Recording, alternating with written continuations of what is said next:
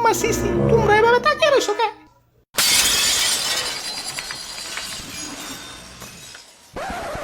ওরে ভাই রে ভাই, কত বড় শপিং মল! ওয়াও, আজকে পুরো মার্কেট ঘুরে ঘুরে সালাড ড্রেস কিনুমু। আচ্ছা ঠিক আছে এখন লাও উপরে যাওয়া লাগবো, লিফটে যাই। না লিফটে যাওয়া যাইব না, আমার আবার ডায়াবেটিস।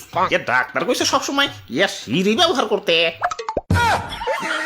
ওরে বাপুরে, এবার ডায়াবেটিসটা একটু কন্ট্রোলে থাকবো।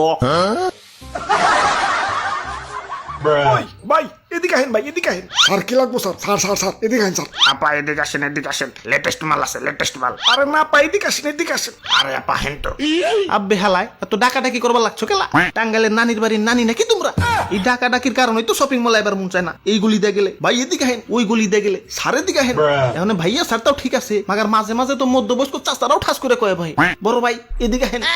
হালাইয়া তো সম্মান তো স্কুল কলেজের স্যার ম্যাডামরাও পায় না, যতটা না সম্মান আমরা মার্কেটের অলিতে গলিতে পাই।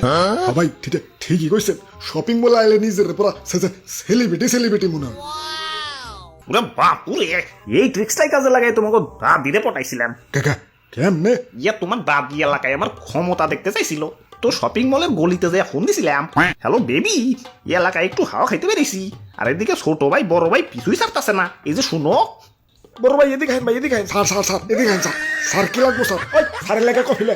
ওই ভাই এদিকে আহেন ভাই, আমি কোল্ড ড্রিঙ্কস খাবো ভাই।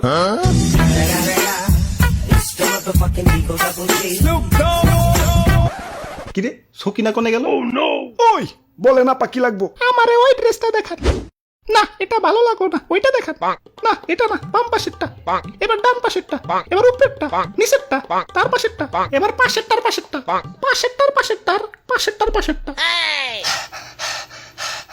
আই উম্মা সিসি, একটাও পছন্দ হইলো না, যাই অন্য দোকানে দেখি।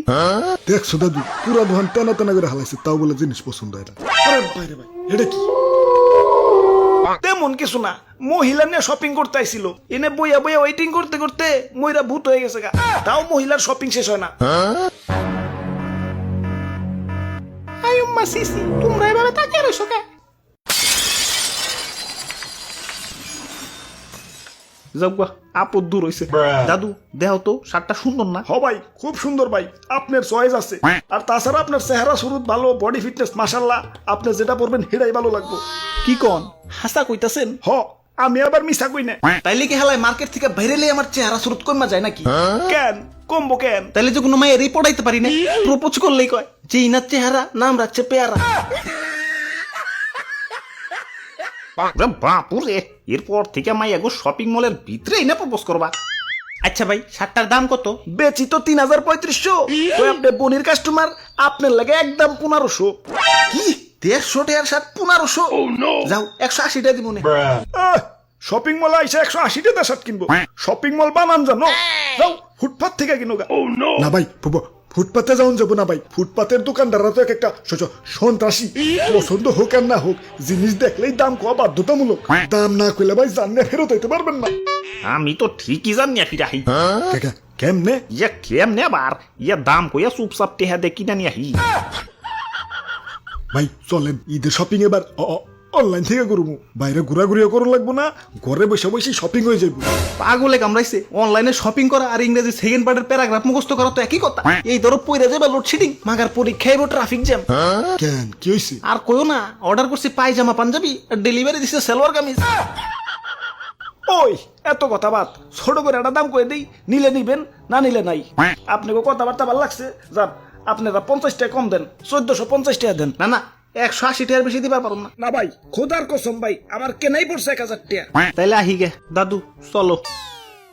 ধুর মিয়া, বেড়াই তো করলে 1000 টাকা তার কিনাই পড়ছে, আপনি 180 টাকা এখন কোন বরদ্দে? আরে তো ভাইয়া আসলে শার্ট আমার পছন্দ হয় নাকি, দাম কম কইরা কইলাম যাতে আমরা সুন্দর করে থেকে কেটে যাবার পারি। হ্যালো ভাই, দেন টাকা দেন, 180 টাকা দেন। আপনার লাগে একদম 1500। খোদার কসম ভাই, আমার কেনাই পড়ছে 1000 টাকা।